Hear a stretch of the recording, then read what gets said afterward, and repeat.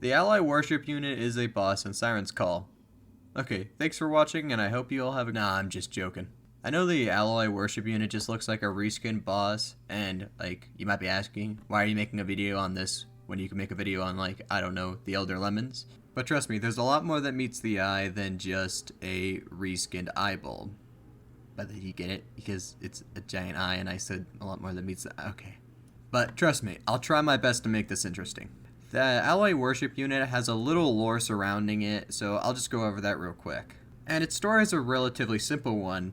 It's similar to the Iron Giant, something like that, where a group of vultures found it and decided to take care of it, dressing it up in their feathers and stuff like that. If I'm being honest, there's a lot of inferring in this, so take this with a grain of salt, but I'm pretty sure it was a tinier, like, soulless eye at first, and then it got into the bigger one and got decorated with feathers and stuff, because in its lines it says something about reactivating the bigger eye. Even if I got that all wrong, the point still remains is that it's exclusively loyal to the vultures, and it will be incredibly protective of its vultures, and especially their young.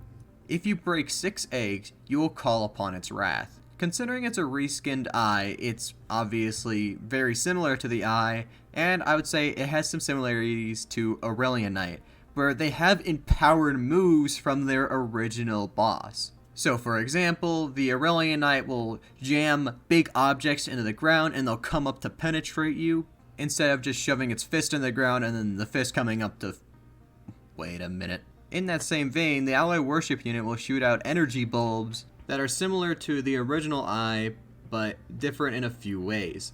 It'll shoot off more, and the floor will leave around a tiny circle for each bulb that hits the floor, doing damage if you walk into them and slowing you.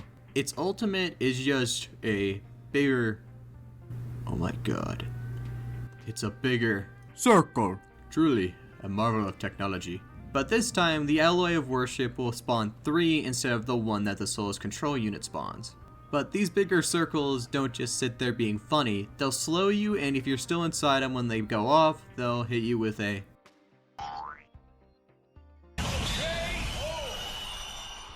The only downside to this power for the Ally of Worship is that it can only do it below half health, but it also gains a shield for its entire fucking health bar. Now, if you end up killing this thing and, you know, destroying the worshipped god of these vultures and their only protector, you get monetary gain in the form of legendary items. Why does this sound familiar? Huh. Let's just move on. The amazing thing about fighting this boss is that if you have friends, it will spawn a legendary item for each of you, not just one of you guys taking the legendary box. Which is very good for you, because we all know that in your greed, and your hubris, and your arrogance, you're always that one that takes the legendary box, aren't you? You dirty little. But that's most of the cool things about the eye. You can slam it into walls if you have enough movement speed with characters like Mercenary, maybe even Accurate, and especially Loader.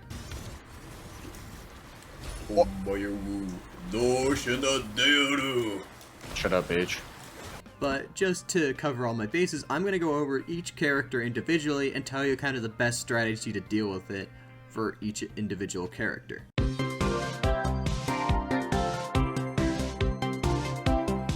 For Commando, it's a bit of a straightforward answer.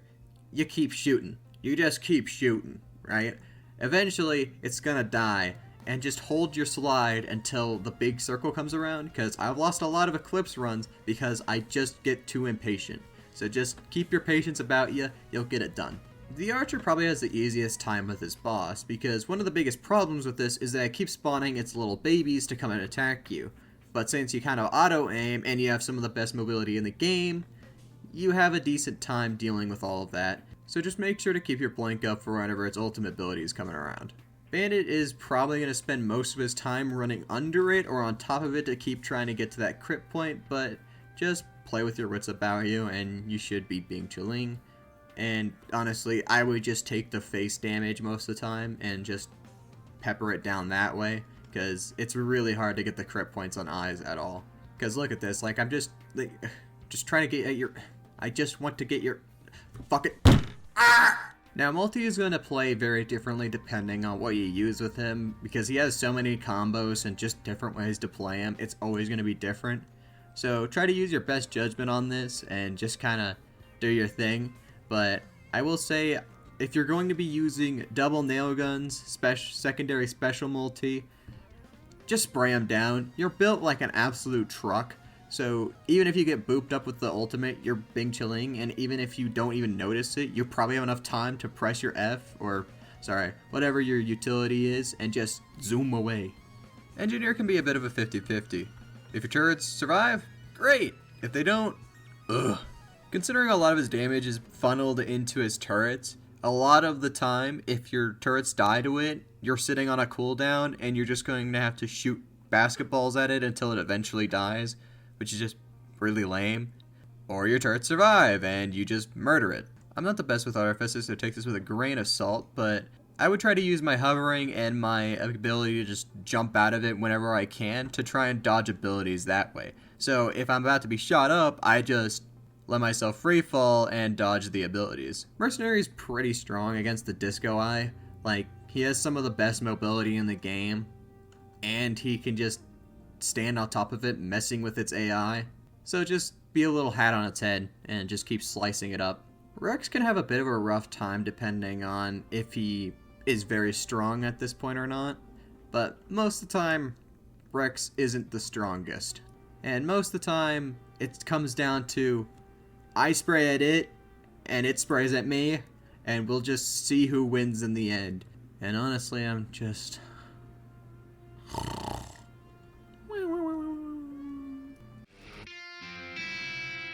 If you don't punch it into a wall or you don't have enough speed or something, just, again, stay on top of its head and keep messing with its AI.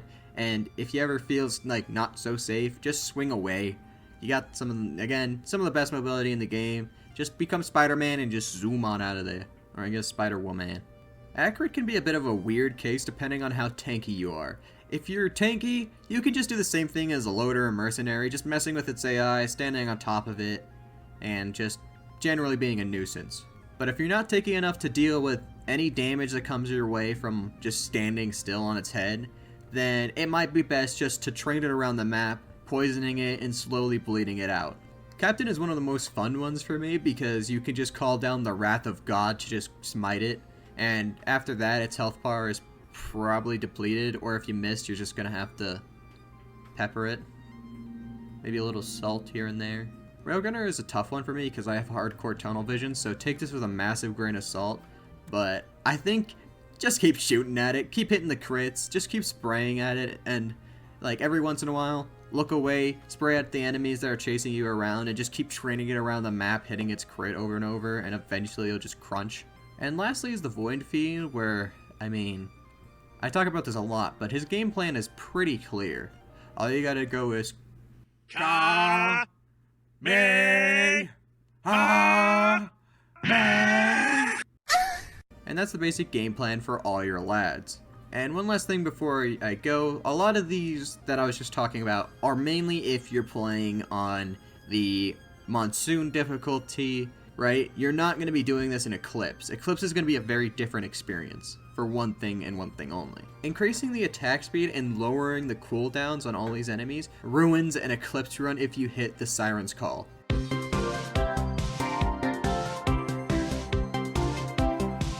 Because all abilities, not just the small ones, the Boo Buck's huge abilities, have a lower cooldown too, making it so it basically has a perma shield on it after half health, which can be really, really annoying for a lot of characters that don't have a lot of burst damage. So if you're not playing with friends, I would just hit the Newt Shrine before stage 4 and try to get anything other than the Siren's Call, because it's just not going to happen if you're a solo player. Well, I mean it can, but honestly you might as well just skip out on it at that point because it's just not worth the issue. Just remember, if you're going to break a few eggs, you better make a few omelets. Sun Tzu. I hope you guys enjoyed. I hope this was a lot more interesting than I made it out to seem. And I hope this helps you if you're newer to the game. And other than that, I really hope you have a great day.